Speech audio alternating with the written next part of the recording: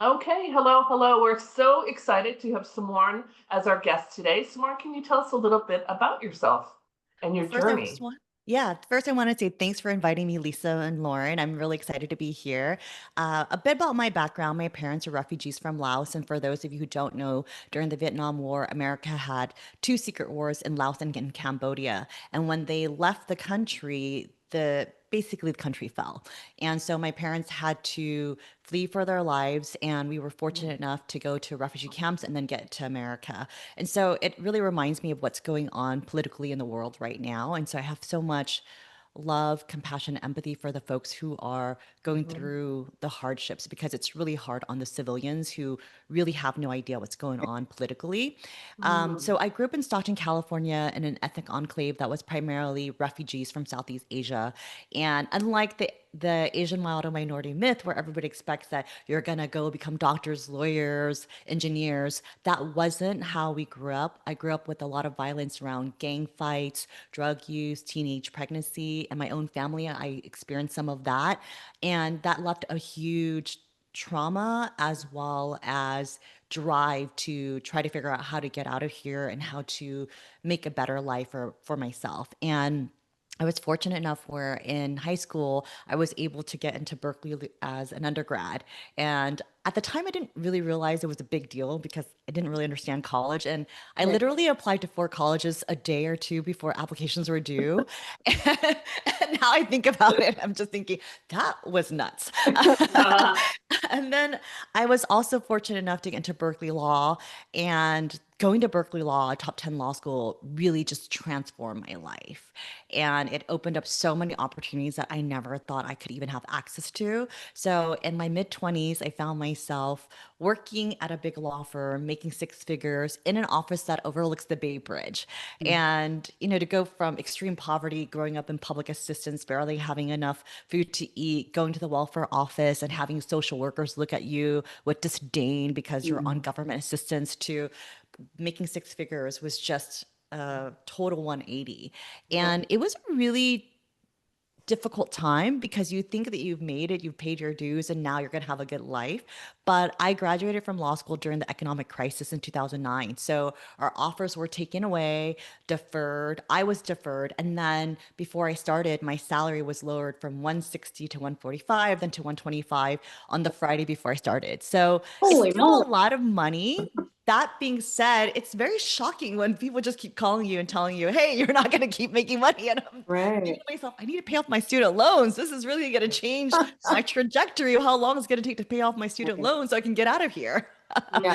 So I went through that experience and it was really traumatic and traumatizing. There was a lot of workplace abuse from many people. And I think what happens in an economic recession like the one we're experiencing now Yeah. is that bad actors feel that they can act even more badly. And so I worked for a partner who would yell at me, he'd throw papers on my desk.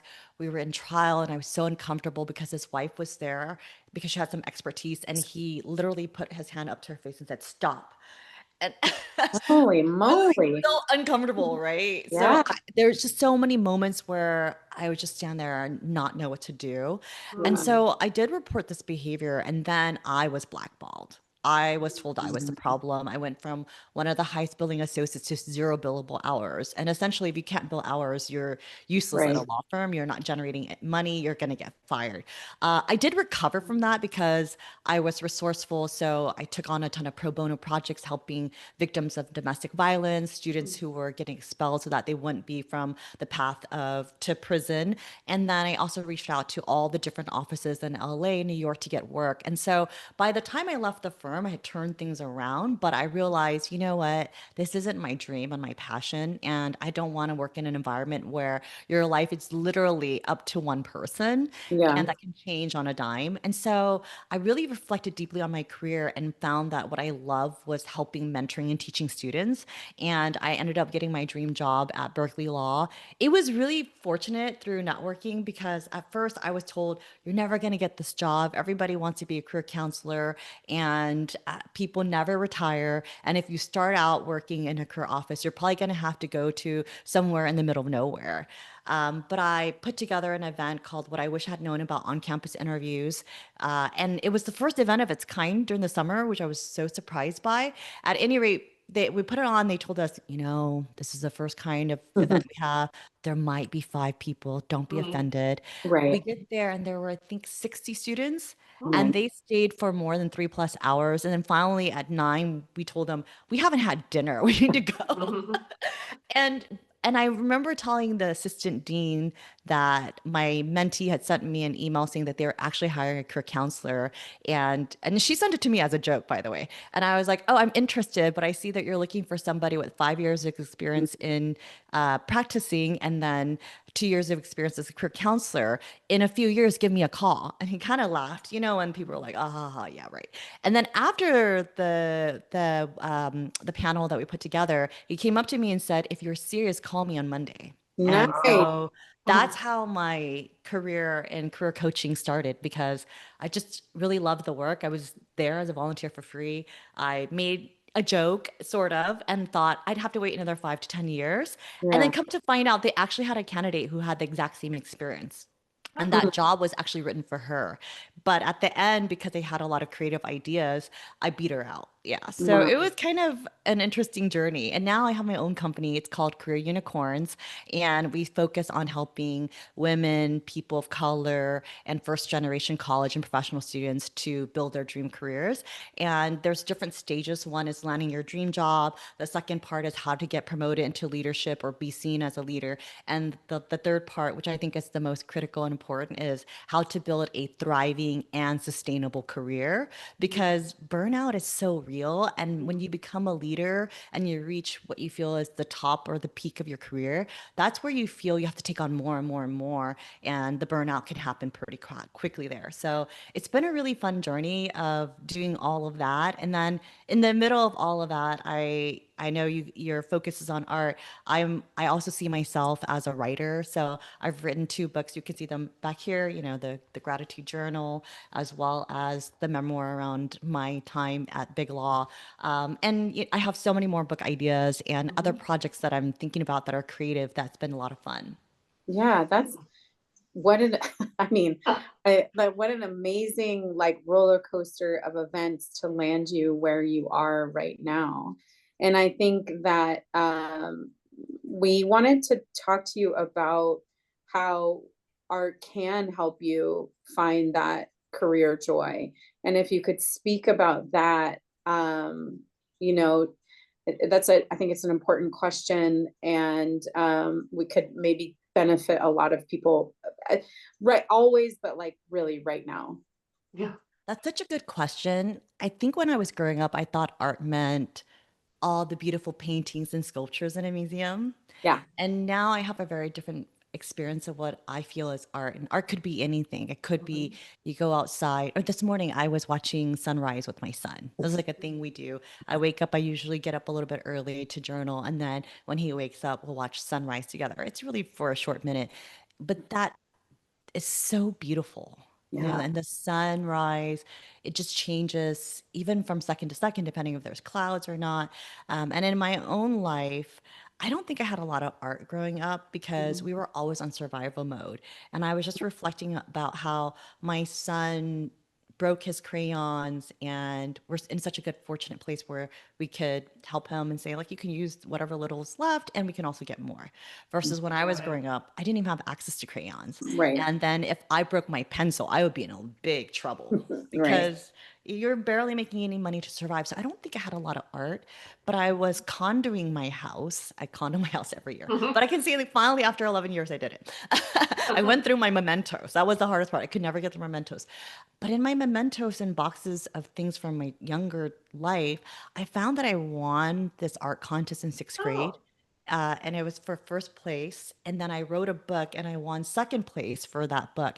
And that had skipped my memory entirely. I never remember that. And going back to that, I was like, oh, yeah, I remember I was working on these things and I don't Mhm. remember the outcome. But here are these ribbons, telling me I Wow. won. And I think what art can do for you in your life is it can allow you to really be in tune with who you are Mm. and have stillness and really reflect on what it is that you want. So when I wrote this first book, Belonging, Self-Love Lessons from a Workaholic, Depressed, Insomniac Lawyer, I was told, don't do it. You're Yeah. committing career suicide. And Mm, in a lot of ways, it was because when I talked about the truth of how toxic and mm, damaging big law can be with abusive people there. Not everybody there is abusive. I still have right. several people that I keep in touch with who are my mentors or friends, but there was this culture of you should expect to be abused because we're paying you so much money.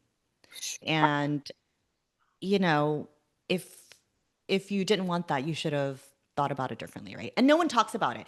Mm, Actually, during the pandemic, big firm Paul Hastings had this memo of they thought that it would be funny, but basically, like, you need to be on 24/7. You need to think of yourself as a Michelin star concierge. Like, you should never tell people that you can't be available. All these things that we looked at and we're like, this is horrifying. And they were like, no, this is just a joke. That's how they tried to play it off. But mm, it wasn't. It was a PowerPoint slide at a whole orientation. Like, if this is your sense of joke, this is not good, especially during the pandemic when everybody was already burnt out. And wow. your message is you need to work harder. Don't give me excuses. If I ask you to jump, don't ask why. Ask how high, things like that, right? Right. So I think what art allows you to do is to really get in tune with what matters for you Mm. and what truly inspires you, and also what you want to do for yourself. And Lisa and I actually talked about this recently because I was having dinner with Lisa and Dawn, Mhm. and we talked about the difference between creating art for yourself versus Mhm. creating art Mm, for the world. yep. And the way I think about art, especially in my writing, is that I'm creating it for myself. Yeah. And if somebody wants to experience it, that's totally fine. And there's many, many things that I write, stories, drawings, or whatever, that I never share with the world. Right. It really is a time and a place for me to have self-expression and really get in tune with what matters. And often what I find is that through it, I'm really able to dig down into what my heart's yearning for. So there's Mm, been a book that I've been waiting to write.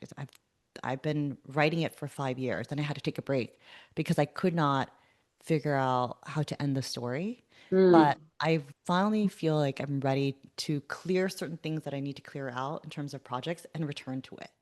yeah. And it's, it's just one of those things where so many of us spend our day to day just going through the humdrum. I do too, right? You know what it's like. You have kids Right. and you Yeah. have to, do breakfast, Logistics, drop off. logistics, logistics. Yeah, yeah, always.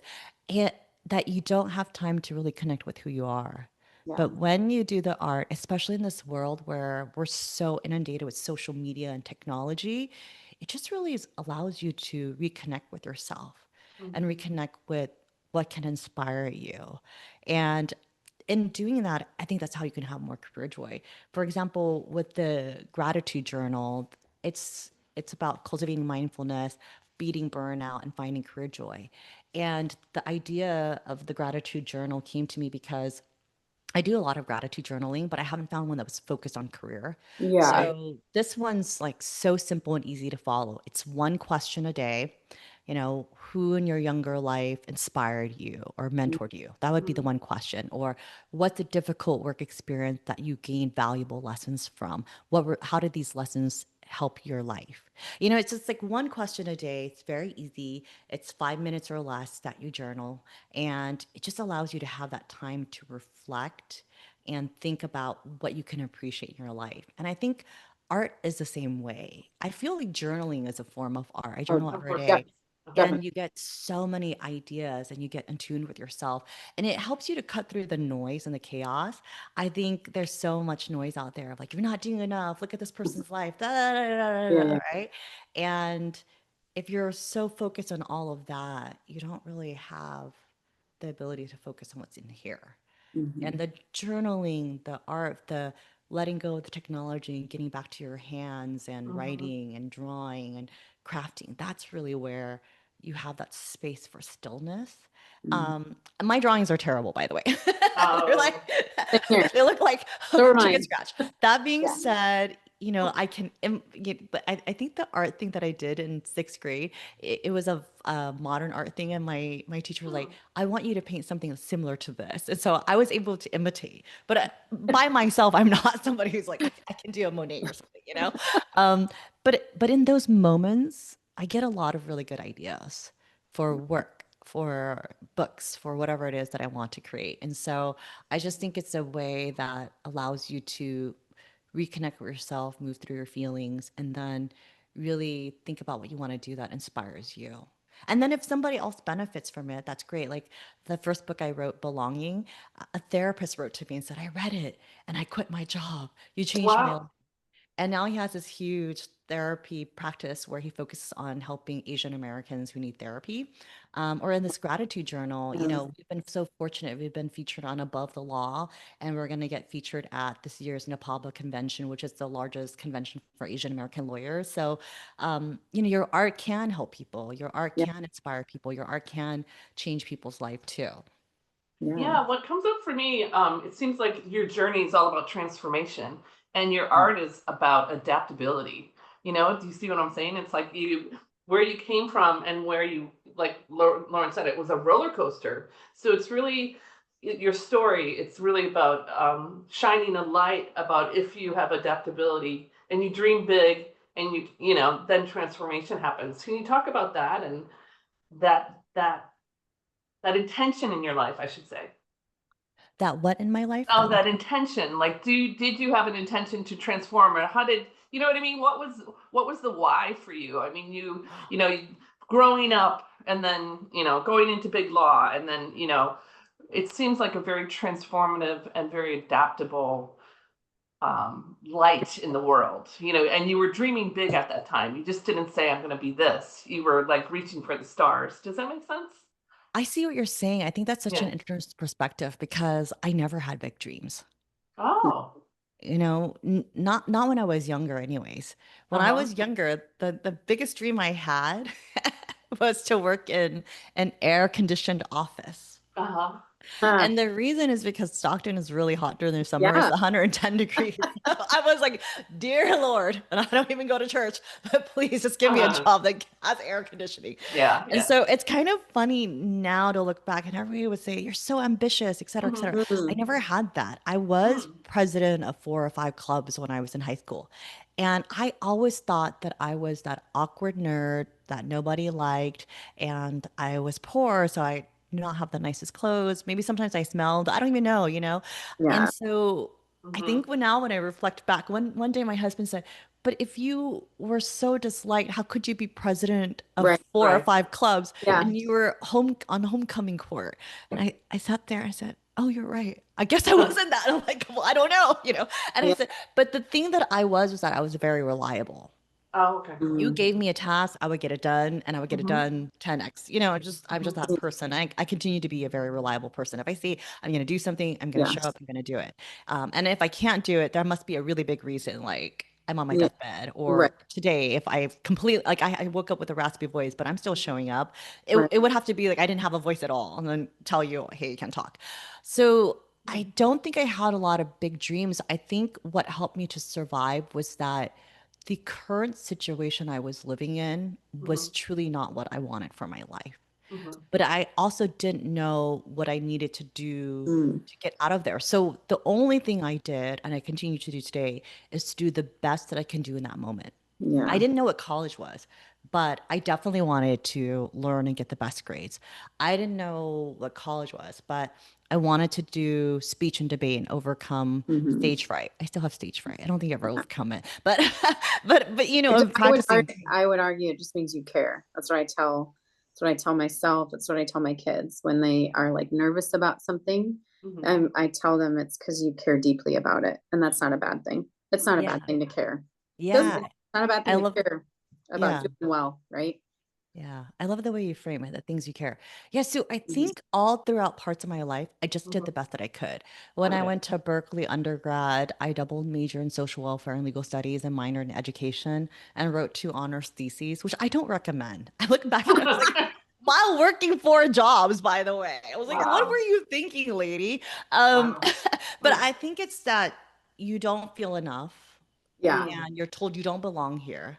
So you Mm. have to hustle for your worth Yeah. and overprove that you do belong and overdo, right? And that Yeah. took a lot of unlearning to do.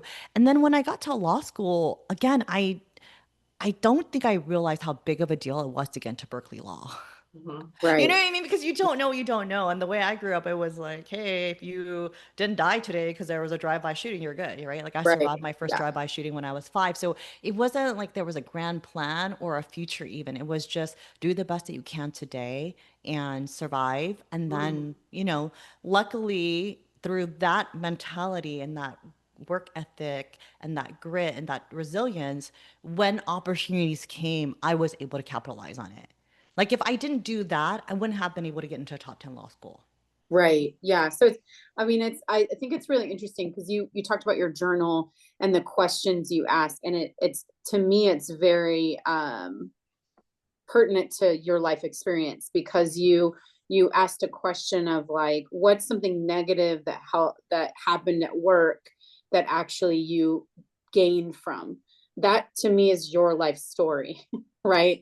Is that you it's and then you mentioned the word unlearning, so it's like you you were the way you were because of your circumstances, and it obviously had a positive impact, and you were clearly having a positive impact in the world, but now you are doing some self repair because of the trauma that kind of your life was, and turned you into, which was a good thing and a bad thing. Does that make sense? Because I always think that um your characteristics that are good for you can also have a negative side. Like ambition is a wonderful thing to have. I have a lot of ambition, but ambition also stems from not feeling like you're enough, you know?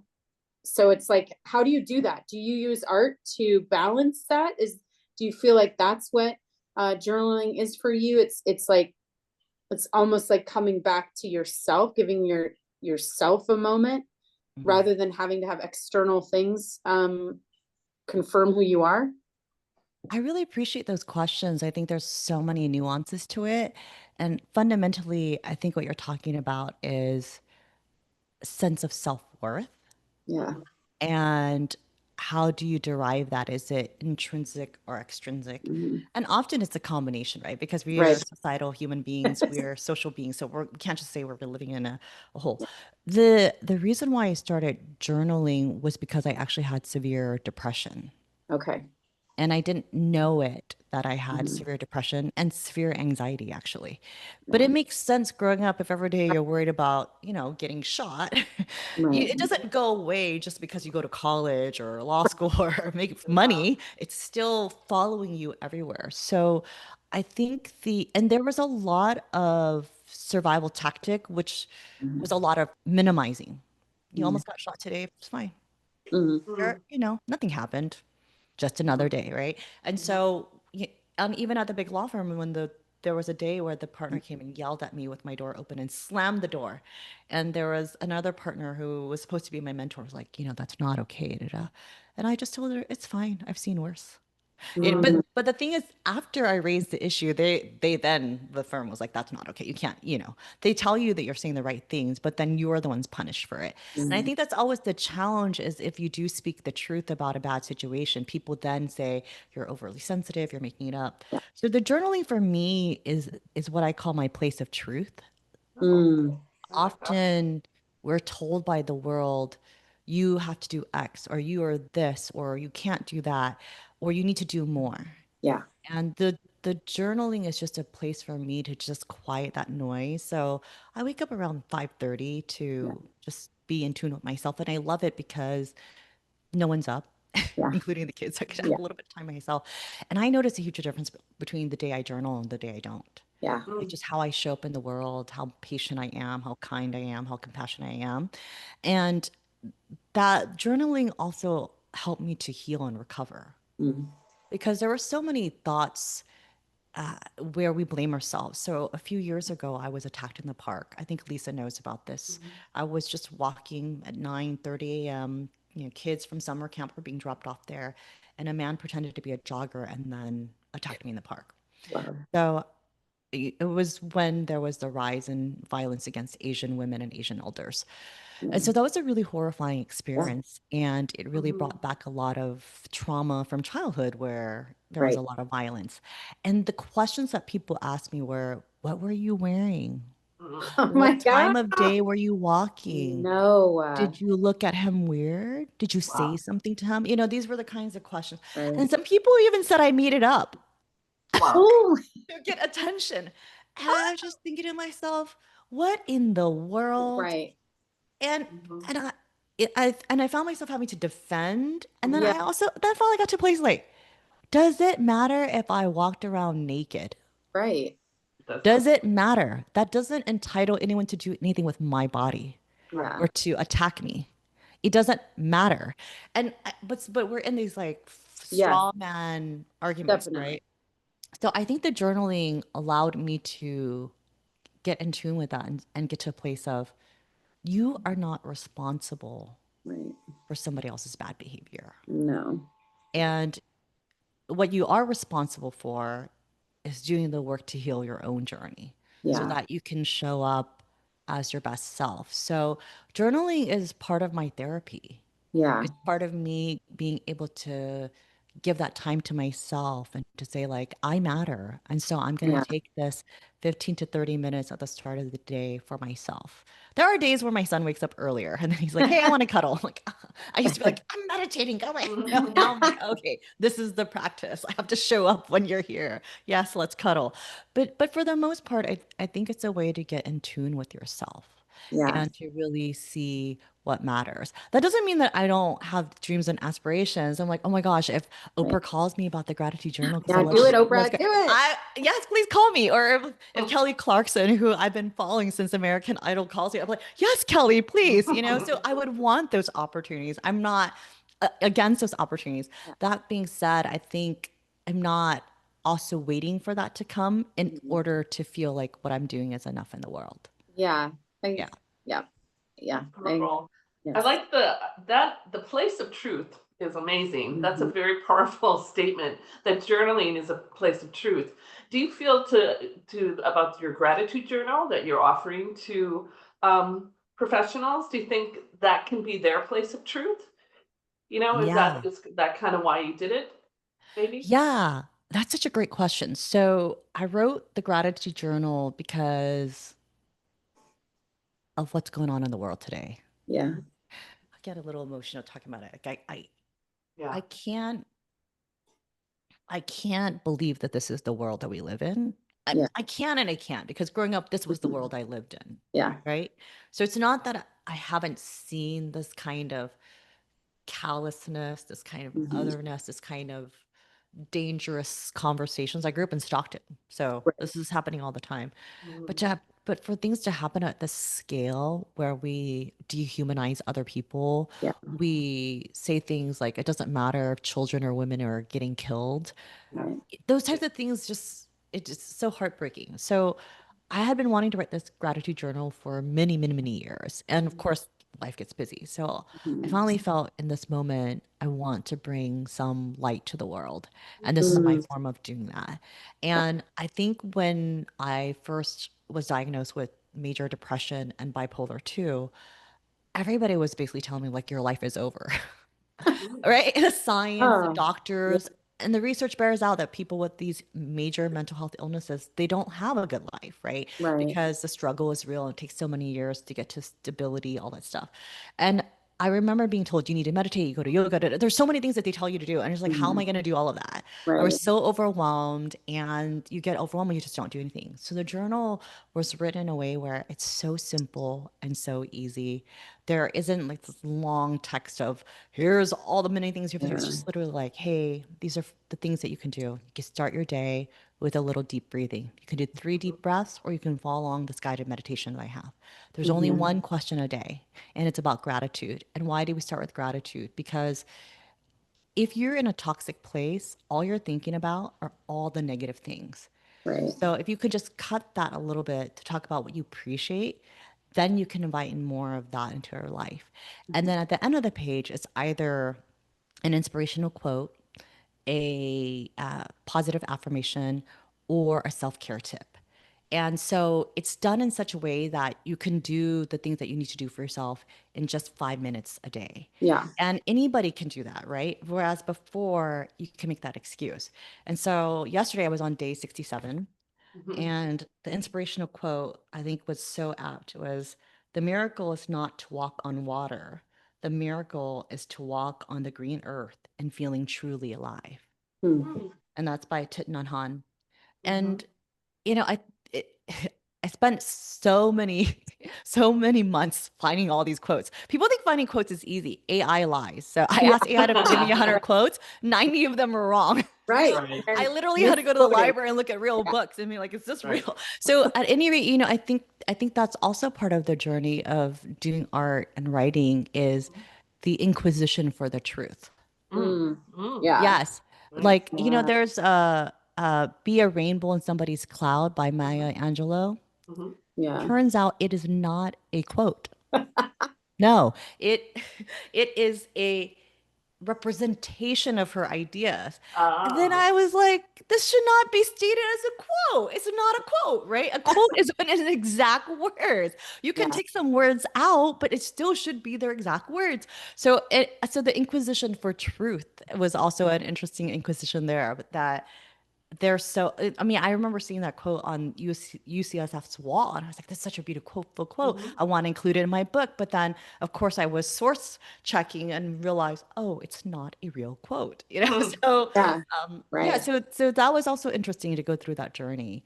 And so the gratitude journal is really a place for you to be able to do it if you're on the bus ride, Yeah. if you're going in between, Zoom meetings, or if you just put your kid down, right? It's Hmm. something that you can do in 5 minutes or less. Mhm. I appreciate the accessibility of it. Lisa and I, we were just talking about this for like 15 years.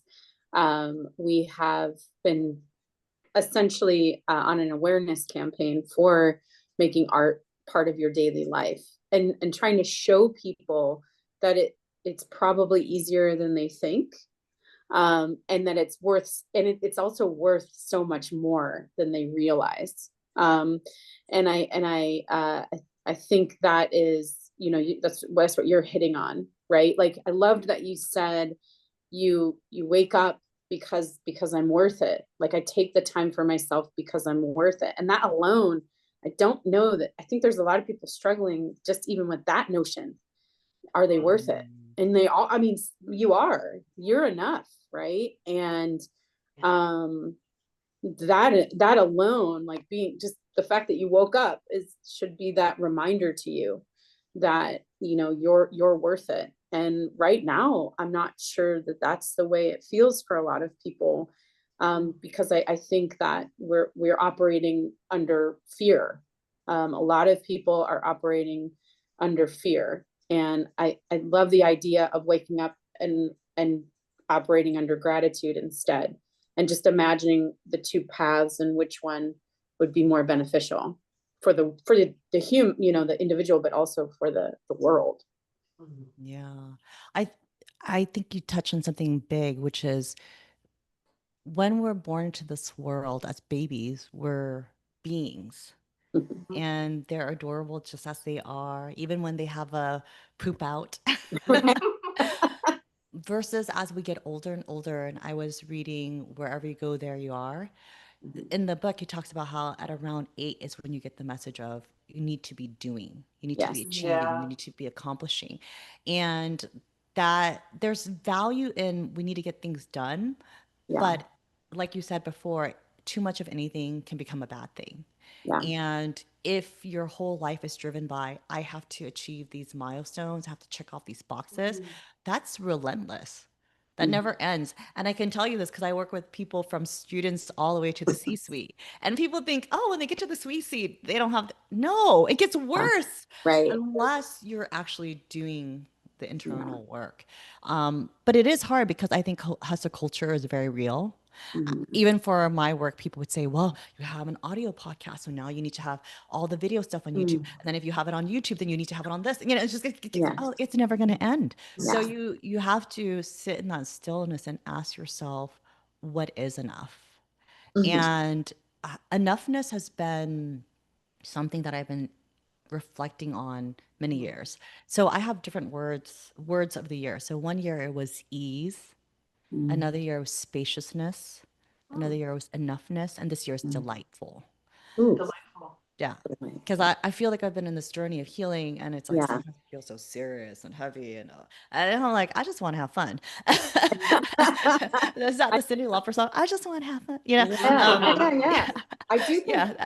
I That's mean, a really fun song. Yeah. right? I think, I mean, delight and joy are something that I think we need permission to have, or we need to earn it. And I personally in my own life am working really hard in like encompassing it as just another, it's just another thing.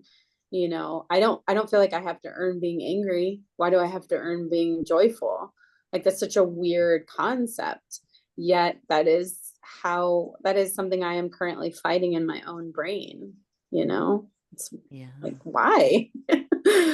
Well, I think what you're raising makes so much sense because we're told we need to do all those things Mhm. before we can have the reward of just resting, even. Yes. So if you can't even rest, how can you have joy? That's such a big leap, right? Yeah. And it it Mm, it is a hard inquiry. So I would offer compassion to yourself for it. Yeah. And, reminding yourself that there's probably messages that you're hearing that are from your childhood Oh yeah. where it's coming up, right? Like this is the message. I know I was told from a very young age, like you need to work, you need to work, you need to work. And Yeah. part of it was because we needed to survive. So everybody had to contribute. It didn't matter how young or old you were, everybody needed to do whatever we needed to do to survive.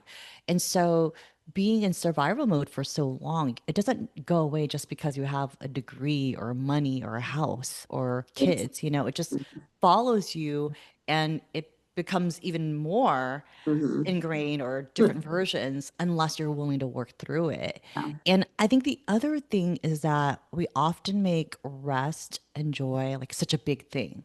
mhm, Mm, So I talk about this in the research that I've done for the Gratitude Journal. People think going on a 2-week vacation, going to Miraval or some Zen mhm. yoga silent retreat is going to be the answer.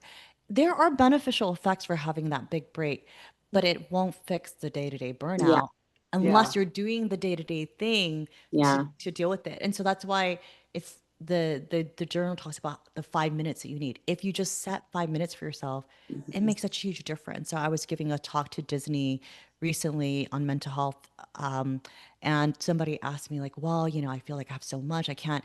I'm bad at meditating." Da, da. And I said, Mm, "You know, what are your expectations around meditation?" And people yeah. have this idea that you're gonna sit like Right. Lord Buddha for 20 minutes, or no Mhm, one's doing that. Right. My mom was a devout Buddhist whenever she wasn't going to church. mhm, She's got a lot of religious, and I was meditating since I was 3, and I still have struggles. And Yeah. so I just tell people, hey, look, if you're going through something, all it takes is one deep breath. Hmm. That's really what meditation is. It's mindfulness. Yeah. And that's also what rest is. If sometimes you can't cancel all of your meetings, but what you can do is say, hey, I'm going to have 25-minute meetings instead of 30-minute meetings. Yeah. I'm going to give myself 5 minutes in between each meeting to gather myself. And that's something I tell people all the time. Like, I'm in back to back meetings, so I'm going to end the meeting at this time. And Hmm. then it just sets expectations, and people who work with Yeah. you know that that's the way it goes. Or if you're feeling really stressed and anxious, just take one deep breath. Hmm. mhm, That will go a long way versus trying to do a 20-minute meditation. So again, it's really about building these like small little daily habits to allow yourself to feel the rest and also the joy. And I think sometimes when we think about joy, we think it has to be this big thing because Yeah. on Instagram everybody's going on My some God. super yacht or whatever, right? Totally. you know. And look, I've been to the Maldives and stayed at the Park Hyatt. It is really nice, but I went on miles, but that's not accessible to most people. Yeah. And it's also not what real joy really is. right. Real joy to me now is having peace Yeah. and stability Mm, in my life, right? Mhm. Or we were out yesterday in the garden. I'm really bad at gardening, Mhm. but we have sprinklers, so they kind of take care of themselves for the most part. I killed almost all the plants I've had. At any mhm, rate, We were supposed to have tomatoes for the last 2 years. We haven't had any. And this year, for the first time, we have a few tomatoes growing, and one of Oh, them is actually turning red. And we're like, oh my God. Oh, love it. Yeah. And so I think sometimes because of all the Yeah. external noise, we think joy has to look a certain way, Yeah. but really joy is really in the small, ordinary, daily little things. Yeah. I'm hearing you say that the like it's almost like journaling and taking that 5 minutes helps you truly know what joy and delight are for you. And so if whether it's in your regular day-to-day life, whether it's in your career, if you took those 5 minutes, even if it's not in the morning, whatever 5 minutes works for you, I would argue put it in your calendar so that you do it, right? But you will find over time what joy is for you because you'll be able to separate external voices from your own internal voice. Absolutely. And I think the reason why gratitude is so helpful is that even in our deepest, darkest moments, there's always a little something we can be grateful for. Yeah. There was a time in my life where I had suicidal ideation. Yeah. That's how bad the depression got when with bipolar 2. It can get there. And it's so hard in those moments where you have ruminating thoughts as Mhm. a result of the illness, not because of who I was, right. to carry on. And having a gratitude practice of like, hey, today I'm grateful that I have a house that I can live in, or a blanket, Mhm. or today I'm grateful the sun came out. Today I'm grateful I have a hot shower. Because there was a time in my life where I didn't have hot showers Right. Mm. because I grew up so poor, and sometimes things happen at those kinds of apartments, right? Right. I remember one time we were living in an apartment. There were seven of us living in a one-bedroom apartment, and then something started falling from the sky. So Oh, it turns out there was a leak in the Oh, upstairs apartment bathroom, and it fell oh, down to ours. yikes. So, but luckily, no one got too hurt. So I just mm. remember for a period of, I think, 3 or 4 weeks, we were boiling hot water Mm, and trying to like shower, like in a tub, like in the kitchen. And and but to remind myself, like, oh, I have a hot shower today. And yeah, I Right. don't have to go and boil hot water right, in the middle of mildew, mold all over. right. Or uh, when I drop some food, I wasn't gonna get in extreme trouble because I'm not. That's not gonna mean that my Yeah. family doesn't get to eat tonight. It's like Mhm, things like that, right? So I think sometimes we can forget about the small things that we mhm. can still appreciate. And I think even in a toxic job, there's questions in the journal that says like, you know, even if you're in a tough work situation, can you think of one small thing Yeah, that your work provides that is making your life better? And yeah. often that's some kind of income that it provides, maybe health Mhm. insurance, though maybe access to other opportunities, right? So it's just if you can shift that dynamic, it doesn't mean that the toxic situation is okay. It Right. just means that you can shift your energy towards that. And what that does is it allows you to invite in more of that good energy. And then if you're only focusing on all the things you hate, which is important, you should know what you don't want in your Mhm. Right. life. You don't have a sense of what it is that you want. So you kind of Mm, need to create some space for that. And that's what the gratitude does, right? You go back to appreciation. Like, what is it that I appreciate? Oh, I appreciate having this one nice coworker. Well, that's a signal. That's a signal that means in my next job, mm, whatever that may be, I need to really talk to people and see what kind of people they are. yeah. Mhm. And more often than not, we all know this in your job, jobs have the same titles, et cetera. So it's really the team that matters, Yeah. right? Yeah. So I mean, even in Big Law, when I was working on a good team, it was great. I loved it. I was like, I don't know why I'm quitting.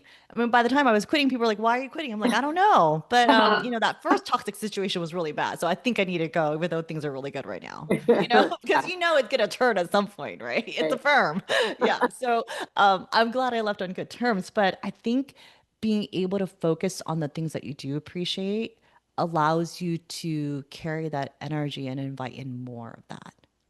Mhm. What I love what you said was about being and doing. you said, we come out and we're being, and then at some point we're doing. I think you said it was at 8 or something. That's when it kind of Mm, clicks off. And for me, it's like gratitude is the key. It's almost like the key to being. That's mm, what, which is interesting. And then when you're being, then you can, I'm just talking, when you can find joy, right? When you're mm. and you find joy when you look at the sunrise or the sunset or a bird or the hot water that I have. It's almost like it's a respite, a breath in time and space. Mhm. Does that Yeah. make Well, then I think it also allows you to do more, right? right? Because like, Because you're filling your cup up too, yeah, right? and you're not gonna just, right? You're not just gonna sit there and it's almost like it's becoming a positive cycle, right? And so if you take the time to remind yourself that you are a being, right? And you find that stillness and you take that breath and you have whatever practice works for you, and it'll give you actually more energy to do the things that you want to do because we are human beings, but we also are human doings. It's just that sometimes we're doing like 100% of the doing and we're forgetting about us, right? Our souls and stuff. And so I like this idea of you're finding a way to have a positive relationship between the two, which is I think an ultimate goal, right? Yeah. When you are coming from a place of inspiration and love and compassion, there is a power in that allows you to produce things in a way that has bigger impact. Mhm. That coupled with that though, I think what it also allows you to do is cut through the noise of that Mm, you always need to do more. yeah, And that piling on more is the only key to productivity. yeah. What I actually found, and I did this when I was condoing, is I had so many books of ideas for business, books of everything. Mm, And I took a leap of faith and I said, you know what? These are all great ideas. But at this point, these are just weighing me down because I'm Mhm. so distracted yeah, and I'm not going anywhere. So I put them all in the trash, recycling bin. And it was very hard, but it was yeah, sort of a metaphor of telling myself, I am enough as I am. yeah. I don't need to do these 20 million things in order to prove myself or prove my worth. And I'm going to focus on one thing at a time. Yeah, So right now, I can only focus on this book project, or right now, I can only focus on this podcast or webinar that we're recording. yeah, And so allowing yourself to just do that instead of being like a computer that has all these apps open or the yeah, phone, right? Because what you're doing is you're literally draining your battery. yeah, So if you have 20 apps open, in a couple hours your phone's gone. right. Versus if everything's turned off and you're only focused on the one thing, it'll last you for 2, 3 days. Yeah. So it's just being able to get back to that place of saying, yes, I have to do things to make life function. We live in a capitalist society. I do need money to pay for my house and my car and my food and send my kids to school. Right. That's the reality of the world that we're living in. That being said, I also get to choose how much I put on my plate. And I Mhm. Mhm. also get to say, no, I'm not going to do that. And Mhm. it doesn't mean that I say no to everything. For example, there was a day where my husband was out of town. I gave a big presentation to Disney and I went to school to volunteer at my kids' pizza party. Yeah. And it would be so easy to just say, you know what, I'm gonna cancel the pizza party. Or I gave a school tour and it's like, it would be so easy to be like, I'm so busy, I'm gonna not do all these other things. But it allows you to sit back and say, what are my values in my life? And being a present parent and somebody who contributes to the good of the community is really Mhm. important.